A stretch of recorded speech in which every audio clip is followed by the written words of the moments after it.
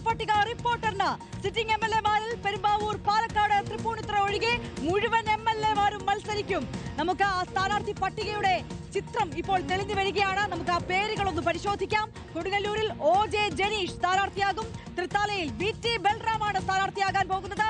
കൊയിലാണ്ടിയിൽ പ്രവീൺ കുമാർ, ചിറ്റൂരിൽ സുമേഷ് അച്യുതൻ, വട്ടിയൂർക്കാവിൽ K മുരളീധരൻ, കൊട്ടാരക്കരയിൽ Aisha Potti, തരൂരിൽ KC Subrahmanyam, കുന്നത്തനാട്ടിൽ VP Sajeendran, പൊന്നാനിയിൽ നൌഷാദ് അലി, നാദാപുരത്ത് KM അഭിജിത്ത്, മണലൂരിൽ TN പ്രതാപൻ, കൊല്ലത്ത് ബിന്ദു കൃഷ്ണ. ഇതാണ് ആദ്യഘട്ട സ്ഥാനാർത്ഥി പട്ടികയുടെ ഒരു ചിത്രം.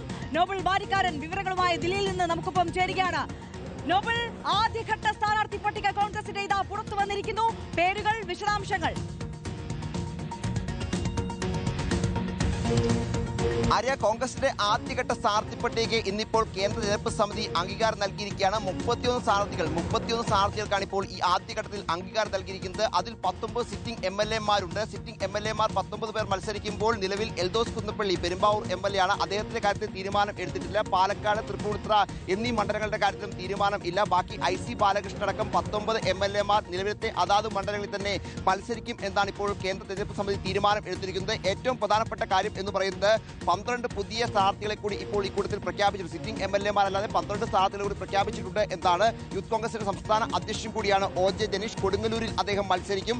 അതോടൊപ്പം തന്നെ VT ബൽറാം മുൻ തൃത്താല MLA ആണ്. കഴിഞ്ഞ തവണ MP രാജേഷ് അദ്ദേഹം നേരത്തെ മന്ത്രിയാണ്. അദ്ദേഹത്തിന് പരാജയപ്പെട്ട ആളാണ്. VT ബൽറാം തൃത്താലയിൽ മത്സരിക്കും. അതോടൊപ്പം തന്നെ പ്രവീൺ കുമാർ കോഴിക്കോട് DCC പ്രസിഡന്റാണ്, കൊയിലാണ്ടിയിൽ മത്സരിക്കും. സുമേഷ് അച്യുതൻ ചിറ്റൂരിൽ മത്സരിക്കും. വട്ടിയൂർക്കാവിൽ K മുരളീധരൻ, നേരത്തെ K മുരളീധരൻ ലോക്സഭയിലേക്ക് മത്സരിക്കുമ്പോൾ വട്ടിയൂർക്കാവിന്റെ MLA ആയിരുന്നു. അദ്ദേഹം വീണ്ടും വട്ടിയൂർക്കാവിലേക്ക് ജനവിധി തേടാൻ വേണ്ടി എത്തുകയാണ്. വട്ടിയൂർക്കാവിൽ K മുരളീധരൻ മത്സരിക്കും. കൊട്ടാരക്കരയിൽ ഐഷ പോറ്റി, കഴിഞ്ഞ ദിവസം കോൺഗ്രസിൽ വിസ്മയമായ നേതാവാണ് ഐഷ പോറ്റി. CPM-ൽ നിന്ന് കോൺഗ്രസിലേക്ക് എത്തിയ നേതാവാണ്. ഐഷ പോറ്റിക്ക് ആ സീറ്റ് നൽകുമെന്ന് നേരത്തെ തന്നെ വ്യക്തമായതാണ്. കൊട്ടാരക്കരയിൽ മറ്റൊരു തീരുമാനത്തിലും മാറ്റമില്ല. ഐഷ പോറ്റി തന്നെ മത്സരിക്കാനാണ് ഇപ്പോൾ കേന്ദ്ര തെരഞ്ഞെടുപ്പ് സമിതി തീരുമാനം നൽകിയിരിക്കുന്നത്. അതോടൊപ്പം തന്നെ തരൂരിൽ KC സുബ്രഹ്മണ്യൻ അദ്ദേഹം മത്സരിക്കും എന്ന ഇപ്പോൾ തീരുമാനമായിരിക്കുന്നു. കുന്നത്തനാട് VP സജീന്ദ്രൻ മുൻ MLA ആണ്. കഴിഞ്ഞ തവണ അദ്ദേഹം പരാജയപ്പെട്ടെങ്കിലും ഒരു വട്ടം കൂടി VP സജീന്ദ്രൻ തന്നെ കുന്നത്തനാടിൽ മത്സരിക്കേണ്ട തീരുമാനം കോൺഗ്രസ് ഇപ്പോൾ എടുത്തിരിക്കുന്നു. പൊന്നാനിയിൽ നൌഷാദ് അലി, അതോടൊപ്പം തന്നെ നാദാപുരത്ത് KM അഭിജിത്ത് തന്നെയായിരുന്നു കഴിഞ്ഞ തവണ സ്ഥാനാർത്ഥി. അദ്ദേഹം മുൻ KSU സംസ്ഥാന അധ്യക്ഷൻ, യൂത്ത് കോൺഗ്രസിന്റെ നേതാവും കൂടിയാണ്. ഒപ്പം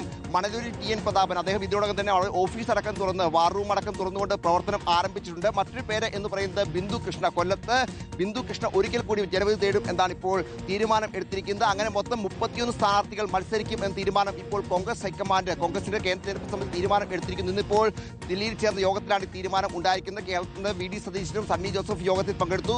കേന്ദ്ര നേതൃത്വത്തിലാണെങ്കിൽ മല്ലികാർജ്ജുൻ ഖാർഗെ, രാഹുൽ ഗാന്ധി, അതോടൊപ്പം തന്നെ മറ്റ് പ്രധാനപ്പെട്ട നേതാക്കൾ അടക്കം ചേർന്ന യോഗത്തിലാണ് ഇപ്പോൾ ഇങ്ങനൊരു തീരുമാനം എടുത്തിരിക്കുന്നത്. ആദ്യഘട്ടത്തിൽ 31 സ്ഥാനാർത്ഥികൾ ജനവിധി തേടുന്നു. അതിന്റെ പട്ടിക എന്താണെങ്കിലും ഇപ്പോൾ കോൺഗ്രസ് അതുമായി ബന്ധപ്പെട്ട് ആ പട്ടികയ്ക്ക് അംഗീകാരം നൽകിയിരിക്കുന്നു. ഇതിന്റെ പ്രസിദ്ധീകരണം, ഔദ്യോഗികമായ പ്രഖ്യാപനം എന്താണെങ്കിലും തെരഞ്ഞെടുപ്പുമായി ബന്ധപ്പെട്ട് അടുത്ത ദിവസങ്ങളായിരിക്കും ഉണ്ടാവുക എന്നാണ് ഇപ്പോൾ നേതാക്കൾ വ്യക്തമാക്കിയിരിക്കുന്നത്. ഏതാണെങ്കിലും പ്രധാനപ്പെട്ട തീരുമാനങ്ങളാണ്.